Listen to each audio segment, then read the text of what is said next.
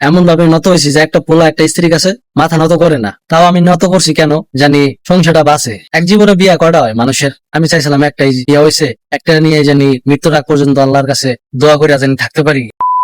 আসসালামু আলাইকুম। আমি একটা মেয়ের সাথে সম্পর্ক করতাম 2022 সালে। শেষ দিয়ে আমরা বিয়া করি।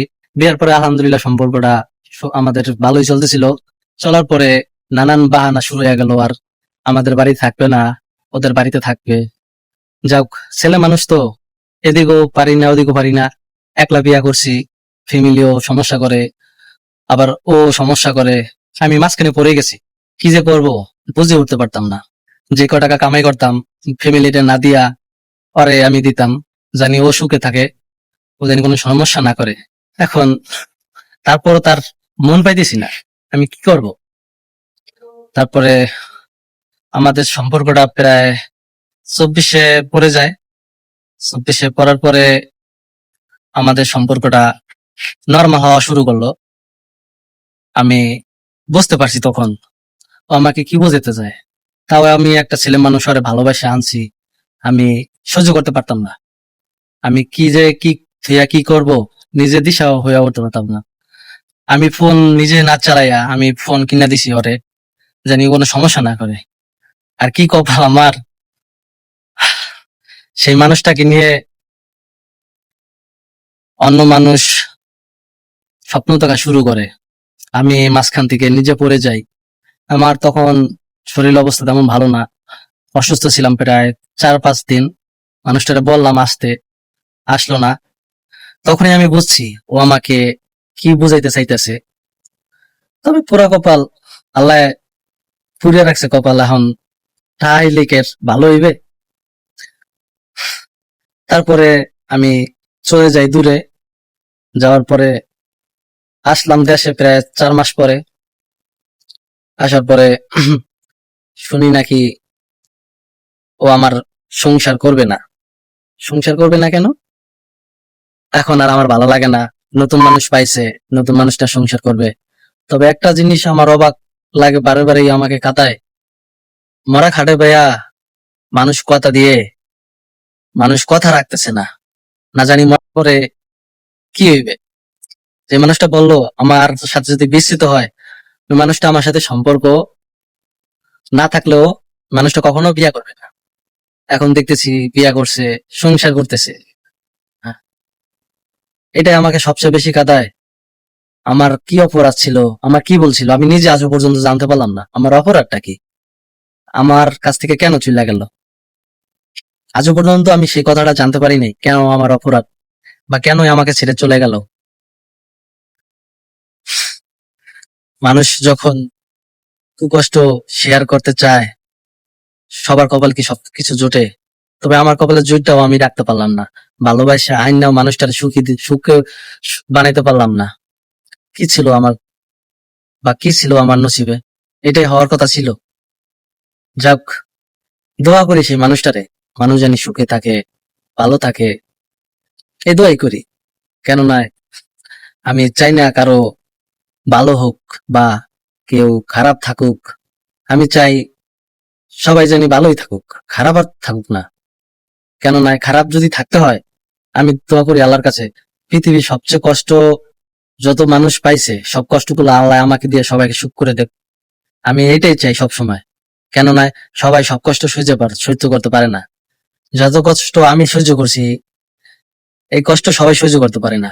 আমি ঘর ছেড়ে, আমি প্রায় 6টা মাস ঘর ছাড়া, আমি একটা পোলা না খাইয়া আমি কোথায় কোথায় যে চলছি, কোথায় কোথায় যে আমি ঘুমাইছি, কি বলে আমি বাচ্চা আছি একমাত্র আমি জানি। ওই যে কথায় আছে না, মানুষ জীবিত থাকতেও কিছু কিছু লাশ আছে, সেরকম আমি। আমি ডিসিশনে নিয়েছিলাম মানুষটারে তাবিজ করে হইলো আমি আনবো। এক সময় ভাবলাম আমি যে মানুষটারে ভালোবাসে আনছি, এই মানুষটারে আমি তাবিজ করে আবার কেন আনবো?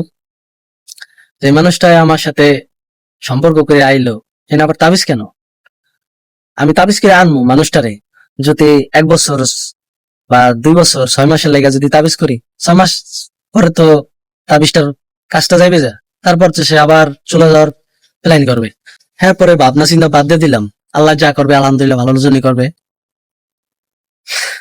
ভাবতে ভাবতে প্রায় একটা বছর গেল যায়, 25-এ পড়ে গেল। যখন যখন ফ্যামিলি বলতেছে কি করবি, তখন আমার বিদেশের ব্যাপারে কথাবার্তা চলতেছে। এখন বলতেছি তোমাকে ভালো যেটা মনে হয় সেটা করো। তারপরে ওরা ফ্যামিলি ফ্যামিলি কথা বলে এরপরে ডিসিশন নিল কি আমার কাছ থেকে মেয়ে ছাড়াই। আমার আর কিছু করার নাই, আমি যা করার করছি, অনেক চেষ্টা করছি, আমি আর পারতাছি না। যদি পারতাম তাহলে আমার চলে যেতে হইতো এই পৃথিবী ছেড়ে। এরপরে কইতেছে আচ্ছা দেখি কি করা যায়। এরপরে অনেক কথাবার্তা বললো, তাও ওরা ছিল না। এরপর ওরা ছাড়াইয়া নিয়ে গেল আমার কাছ থেকে। তখন যে একটা আঘাত লাগছে মনের ভিতরে, মনে হয় আমার রুহটা বের হয়ে গেছে। মানুষটা আমার কাছ থেকে ছিনিয়ে নিল। ওই ছাড়াছাড়ির আগে একটা সপ্তাহ আমি বিছানাতে নড়তে পারিনি কে। আমি ছাড়াছাড়ি কথা শুনে তখন আমার এমন অবস্থা ছিল যে আমি বাইসে আছি না মরে আছি আমি নিজেও জানি না। কপাল আমার এমনই পোড়া। ছোটবেলা থেকে কষ্ট পাইতে পেতে বড় হয়েছি, মানুষের সাথে সুখ দুঃখ শেয়ার করলাম, জানি শুনে মানুষ এত বড় ক্ষতিটা করলো আমার। কি অপরাধ ছিল? সংসারটা বাঁচানোর জন্য আমাদের, আমি মানুষটারে এমন ভাবে নত হয়েছি যে একটা পোলা একটা স্ত্রীর কাছে মাথা নত করে না। তাও আমি নত করছি কেন জানি সংসারটা বাঁচে। এক জীবনে বিয়া কয়টা হয় মানুষের? আমি চাইছিলাম একটাই বিয়া হয়েছে, একটা নিয়ে জানি মৃত্যুর আগ পর্যন্ত আল্লাহর কাছে জানি দোয়া করে জানি থাকতে পারি, একে অপরকে জানি আল্লাহ ভালো রাখে। সেই সভ্যতা তো হলো না। আল্লাহ তার আগে নিয়ে গেল মানুষটারে, আর একটা পরীক্ষা ফালাই দিল। ওই যে কথা আছে না, বিপদে পড়লে আর বিপদে না পড়লে মানুষ চেনা জানা, আপন মানুষ পর মানুষ যত কাছের মানুষই থাক না কেন, সেটা আল্লাহ আমাকে ভালো মতনই শিখাইছে। দূর সম্পর্কে কারে পাইছি, আর বিপদের সময় কারে পাইছি, আর ভালো কাজে কারে পাইছি। আমি সবাই চিনছি। কি লেগা বিপদে পড়ছি, ওই বিপদের সময় আমাকে সবাই আমার মজা নিছে। কেউ আমারে সান্ত্বনা দেওয়ার মতো তো দূরের কথা, আঘাত করে কথা কইছে আমার আপন মানুষগুলো।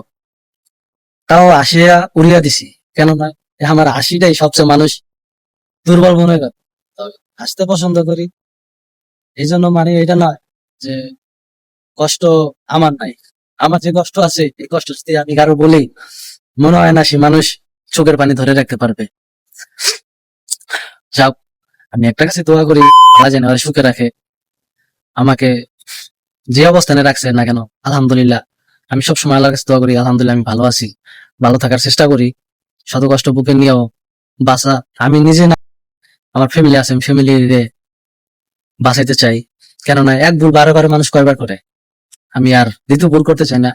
এতে লাইফে আমার বিয়ে হোক বা না হোক সেটা আমি কখনো আফসোস করি না। বিয়া কি যে কি জিনিস সেটা এখন বুঝি। ওই যে কথা আছে না, বিয়া তুমি করছো, বিয়ার মজা তুমি বোঝো না। এখন বিয়ার চিন্তা মাথা থেকে উঠে গেছে। ওই যে কথা আছে না, বিয়া যে না করছে হে ভালো আছে, আর যে বিয়া করছে হ্যার দ্বারা জিজ্ঞেস করো সে কেমন আছে। এখন একটা জিনিস অবাক লাগে, আমি বিদেশ আসার পরে মানুষ এখন খোঁজ খবর না শুরু করে কেমন আছি কোথায় আছি। কেন নয়, এখন আমি বিদেশ আছি বলে কি আমার খোঁজ খবর নাই? আমি টাকা পয়সা ইনকাম একটু ভালো করি এই জন্য, না আবার আসার চিন্তা ভাবনা। জানি না মানুষটার মতলব কি।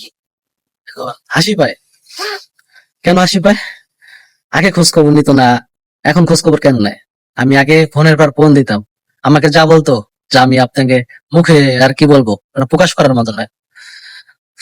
যাও, এখন আর মেসেজ দিয়ে কি হবে, ফোন দিয়ে কি হবে?